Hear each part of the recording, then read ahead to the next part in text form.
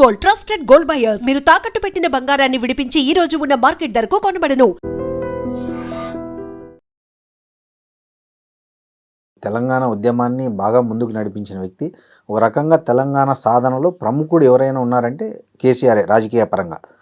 అలాంటి వ్యక్తి 10 సంవత్సరాలు పరిపాలించిన తర్వాత కూడా మీరు ఈ మాటలు మాట్లాడుతున్నారు. ఎట్లా అంటే 10 ఏళ్ల పాలన వైఫల్యం చెందింది అనుకుంటా అంటారా మీరు? కేసీఆర్ మీరు మంచి ప్రశ్న అడిగారు. టంకశాల అశోక్ గారు వార్తా పేపర్లో ఉద్యమం జరుగుతున్నప్పుడు ఒక ఆర్టికల్ రాశారు. తెలంగాణ సమాజము తన అస్తిత్వానికి అస్మితకు తెలంగాణ క్యారెక్టర్కి తగ్గ రాజకీయ నాయకత్వాన్ని ఎంచుకోవడంలో పదే విఫలమవుతుంది. 52 ముల్కీ ఉద్యమంలో ప్రజలు త్యాగాలు చేశారు, రాజకీయ నాయకులు బ్రోకర్లు అయ్యారు. 69 ఉద్యమంలో 379 మంది విద్యార్థులు ఆర్మీతో కొట్లాడి చనిపోయారు, వేల మంది అడవుల్లోకి వెళ్ళారు. అప్పుడు చెన్నారెడ్డి గారు ఇందిరాగాంధీతో రాజీ పడ్డారు. అయితే కేసీఆర్ అనే పేరు ఇప్పుడు తెలుసు. 2001లో కరీంనగర్లో సింహగర్జన పెట్టినప్పుడు మే 17 ఆర్ మే 27 ఆయన అప్పటిదాకా దుబాయ్ చంద్రశేఖర్ అనే పేరుంది, ఆయన కేసీఆర్ అనే పేరు లేదు. ఒక బక్కపల్చని వ్యక్తి, ఆయన ఎవరో కూడా తెలియదు.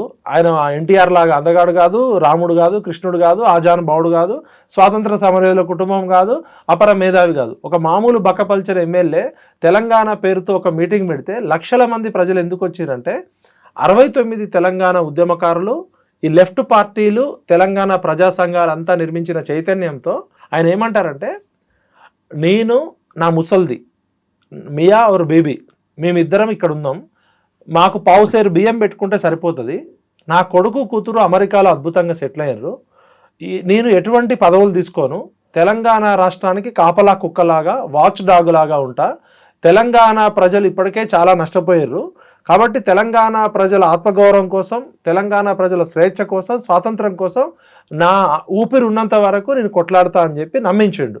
ఆయన ఏమంటాడంటే, ఈ పరిణామ క్రమంలో ఉద్యమ క్రమంలో నేనేమన్నా పదవులు తీసుకుంటే నన్ను రాళ్లతో కొట్టి చంపండి అంటాడు, దళితుడిని ముఖ్యమంత్రి చేస్తా అంటాడు, నా కుటుంబ సభ్యులకు ఎటువంటి పదవులు లేనంటాడు. ఆ మాటలతోటి కేసీఆర్ గారు తెలంగాణ సమాజం ముందు అరే నేనేమన్నా తప్పు చేస్తే నన్ను రాళ్లతో కొట్టి చంపమంటుండు, నా కుటుంబంలో ఎవరికి ఎటువంటి పదవులు తీసుకొని అంటుండు అని చెప్పి నమ్మించాడు. అయితే దురదృష్టవశాత్తు తెలంగాణ ప్రజల మంచితనాన్ని, అమాయకత్వాన్ని, ఆవేశాన్ని అడ్డం పెట్టుకొని 2001లో అట్లా మాట్లాడిన కేసీఆర్ 2004 ఎలక్షన్స్లో కాంగ్రెస్ పార్టీతో పొత్తు పెట్టుకొని తెలంగాణ రాకముందే కేంద్ర మంత్రి పదవి తీసుకున్నాడు. ఆ మంత్రి పదవి కూడా ఫస్ట్ షిప్పింగ్ శాఖ తీసుకున్నాడు. తెలంగాణలో సముద్రం లేవు, ఓడర్ రేవులు లేవు. మరి ఆ షిప్పింగ్ శాఖ వల్ల వాళ్ళు ఇచ్చినా కూడా ప్రయారిటీ తెలంగాణకు ఉపయోగపడాలి కదా. ఇప్పుడు ఓడర్ రేవులు, షిప్పింగ్ తర్వాత కార్మిక శాఖ మంత్రి అది వేరు. నేను ఏమంటున్నా అంటే అసలు ఎందుకు తీసుకోవాల్సి వచ్చింది అంటే, నువ్వు అన్నావు కదా ఎటువంటి మంత్రి పదవులు తీసుకోవాలని. మరి 2006-7లో హరీష్ రావు గారికి ఏమో ఎమ్మెల్యే కాకుండానే మంత్రి పదవి ఇచ్చిండు, మేనల్లుడికి 4 మంత్రి పదవులు తీసుకున్నారు. అదైపోయిందా? సెకండ్, నా కొడుకు కూతురు అమెరికాలో ఉన్నారు, వారు రాజకీయాల్లోకి రానని చెప్పిన కేసీఆర్ గారు కొడుకుని తీసుకొచ్చిండు, కూతురుని తీసుకొచ్చిండు. కొడుకుకేమో సిరిసిల్లలో కేకే మహేందర్ రెడ్డి అని మా అన్న ఉద్యమంలో తన జీవితం అంతా కోల్పోయి ఆస్తులు అమ్ముకొని ఎమ్మెల్యేగా గెలవబోతున్న కేకే మహేందర్ రెడ్డి గారి టికెట్ కొడుకుకి ఇచ్చాడు. అవును. కూతురుకేమో తెలంగాణ జాగృతి అనే సంస్థ పెట్టించిండు, తెలంగాణ బతుకమ్మ పేరుతో ఆమెను పాపులర్ చేసిండు. తర్వాత కొడుకుని మంత్రి చేసిండు, కూతుర్ని ఎంపీ చేసిండు, మేనల్లుడు మంత్రి అయ్యిండు. ఆయనకి మందుగోళీలు ఇచ్చే సడకుడు కొడుకు సంతోష్రావు రాజ్యసభ అయ్యిండు, ఆయన బంధువు వినోద్రావు ఎంపీ అయ్యిండు. తెలంగాణ ప్రభుత్వం రాకముందు ఇన్ని పదవులు తీసుకున్నారు. తెలంగాణ ప్రభుత్వం వచ్చినాక మొత్తం 17 మంత్రి పదవులు ముఖ్యమంత్రితో ఉంటే కేసీఆర్ గారు ముఖ్యమంత్రి, కేసీఆర్ గారి కొడుకు మంత్రి కేటీఆర్ గారు, కేసీఆర్ గారి మేనల్లుడు హరీష్ రావు గారు మంత్రి, ముగ్గురు. వాళ్ళ బంధువు దయాకర్ రావు గారు మంత్రి, జూపల్లి కృష్ణారావు గారు వెలమ సామాజిక వర్గం. ఉన్న 17లో 0.1% ఉన్న వెలమ దొరలకి 5 మంత్రి పదవులు ఇచ్చిండు, 6 రెడ్లకి పదవులు ఇచ్చిండు, అంటే 11. 50 to 60% ఉన్న బీసీలకి సరైన ప్రాతినిధ్యం ఇవ్వలే, మహిళలకు 1 మంత్రి పదవి కూడా ఇవ్వలే. 5% ఉన్న రెడ్లకి 6 మంత్రి పదవులు ఇచ్చిండు. 0.1% ఉన్న వెలమ దొరలకి ఆయన కొడుకు, ఆయన కూతురు, ఆయన మేనల్లుడితో పాటు ఇంకో 2 వెలమ దొరలకి ఇచ్చి 5 మంత్రి పదవులు ఇచ్చిండు. మరి అప్పుడు సామాజిక తెలంగాణ అనే అంశం మీకు ఎందుకు గుర్తు రాలే కవితక్క? ఆ రోజు తెలంగాణ అనేది ఎస్సీ, ఎస్టీ, బీసీలు ఎక్కువ మంది ఉన్నారు. శ్రీకృష్ణ కమిషన్ రిపోర్ట్లో స్పష్టంగా చెప్పింది, ఇక్కడ ఉన్న వెలమదొరలు, ఇక్కడ ఉన్న రెడ్డి పెత్తందారుల చేతిలో మెజారిటీ ఎస్సీ ఎస్టీ బీసీ ప్రజలు పేదోళ్ళు ఉన్నారు. తెలంగాణ ఏర్పడితే డీసెంట్రలైజ్ చేసేది, కింది కులాలకు కూడా పాలనలో భాగస్వామ్యం వస్తుందని చెప్పింది. తెలంగాణ పేరుతో మీరు దళితుడిని ముఖ్యమంత్రి చేస్తా అని దగా చేసింది మీ నాన్ననే. ఉప ముఖ్యమంత్రి చేశాడుగా. దళితుడిని ముఖ్యమంత్రి చేస్తా అని చెప్పాడు ఆయన, ఉప ముఖ్యమంత్రి చేస్తా అని చెప్పాడు ఆయన. చెప్పింది దళితుడిని ముఖ్యమంత్రి చేస్తా అన్నాడు. మరి ఏ రోజన్నా కవిత గారు daddy, oh my dear daddy, దళితుడిని ముఖ్యమంత్రి చేస్తా అని దగా చేసింది ఎవరు? 1200 మంది ఒక్క రక్త బొట్టు చిందకుండా తెలంగాణ తీసుకొస్తా అని చెప్పిన ఓ డాడీ, 1200 పిల్లలు ఎందుకు చచ్చిపోయారు డాడీ అని అడిగినావా కవితక్క? ఆమెకు పదవి ఉంది కదా. ఇప్పుడు పదవులు ఉన్నప్పుడు పెదాలు మూసుకుంటారు. ఇప్పుడు శ్రీశ్రీ గారు ఏమంటారు? ప్రపంచం దుఃఖం అంతా శ్రీశ్రీ గారి దుఃఖం, కృష్ణశాస్త్రి గారి బాధ అంతా ప్రపంచ బాధ అన్నట్టు. ఇప్పుడు కవిత గారికి ఆస్తి పంపకమో, వాటాల కొట్లాటనో, అవమానమో ఏదో జరిగి ఇప్పుడు ఆమె వచ్చి ఇవన్నీ మాట్లాడుతుంది. తను ఇప్పుడు కూడా ఎమ్మెల్సీ ఉంది కదా, అట్లా అనుకుంటే పదవి ఇప్పుడు కూడా తను ఎమ్మెల్సీగా ఉంది. ఆమె ఏమనుకుంటుంది? ఆమె స్థాయి పార్టీ వర్కింగ్ ప్రెసిడెంట్, లేకపోతే రేపు రాబోయే అధికారంలో ముఖ్యమంత్రి పదవి. ఆమె ఏమనుకుంటుంది? హరీష్ రావు నాకన్నా దేనిలో గొప్పోడు, కేటీఆర్ దేనిలో గొప్పోడు, సంతోష్ రావు దేనిలో, ఎందుకంటే వాళ్ళ టాలెంట్ ఏందో ఈమెకు తెలుసు కదా. ఒక రకంగా చూస్తే ఆ కుటుంబం మొత్తంలో కేసీఆర్ తర్వాత షార్ప్ కవిత గారే. ఆమె సొంతంగా తెలంగాణ జాగృతి పెట్టుకొని బతుకమ్మని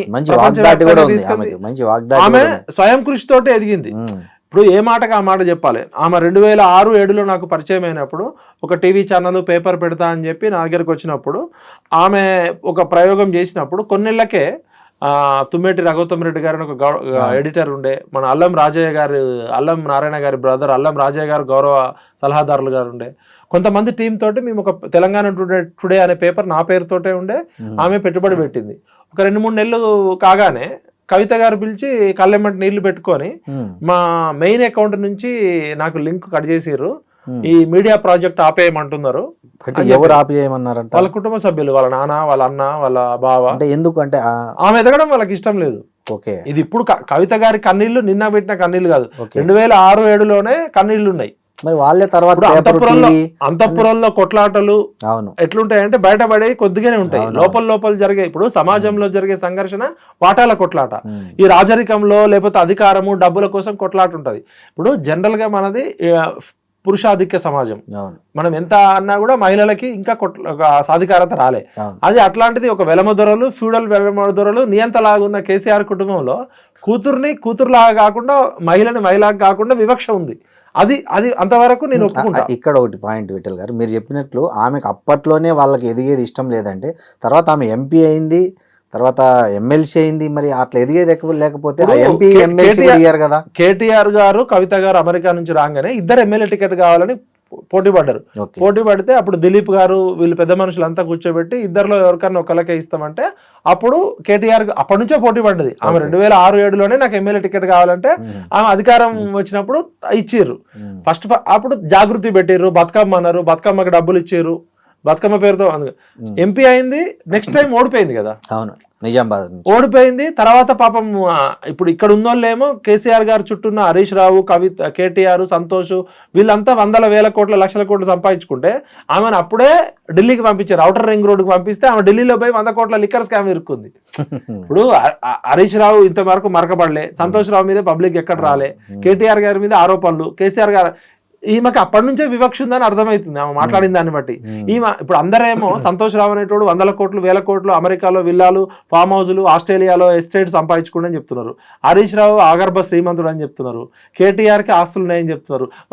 ఈమె బాధ ఏంటంటే నాకు అప్పటి నుంచి మా నాన్న ముఖ్యమంత్రి అయినా కూడా నాకు పెత్తనం ఇయ్యలే, నా పేరు నేను చెప్పింది ఏమి నడవలే, నా పైరవీలు నడవలే కాబట్టి ఆమె పాపం ఢిల్లీ పోయి లిక్కర్ స్కామ్ లో పోయి తెలంగాణ ఇజ్జత్ తీసింది, ఆమె ఇజ్జత్ పోగొట్టుకుంది. పాపం ఇక్కడ అవకాశం లేదు, ఆ వివక్షతో అక్కడికి పోయింది, ఇరుక్కుందో, ఇరికించిందో, ఆమె కావాలని చేసిందో, సిబిఐ తిహార్ జైల్లో ఏం జరిగిందో అదంతా మనకు తెలుసు. And don't forget to subscribe to iDream. And for more videos, please subscribe to iDream. Please subscribe to iDream. Please subscribe iDream. And please subscribe to iDream. For more videos, subscribe to iDream. please like, share and subscribe to the channel. Congratulations, iDream. Subscribe to iDream. Subscribe to iDream. So subscribe to iDream Media. iDream ki iDream team andarki huge congratulations. Please subscribe iDream Media. Please subscribe to iDream. Subscribe iDream. Please subscribe to iDream. I dream అంటే నా కళల ఛానల్ను subscribe చేసుకున్న నోరు తిరుగుతలేదు. మీరైతే గంట గుర్తు కొట్టండి. For more such videos, please subscribe to iDream. Subscribe to iDream. Please subscribe to iDream. Please subscribe iDream Media. Please do subscribe to iDream. Please subscribe to iDream media. For best entertainment and information, please subscribe iDream.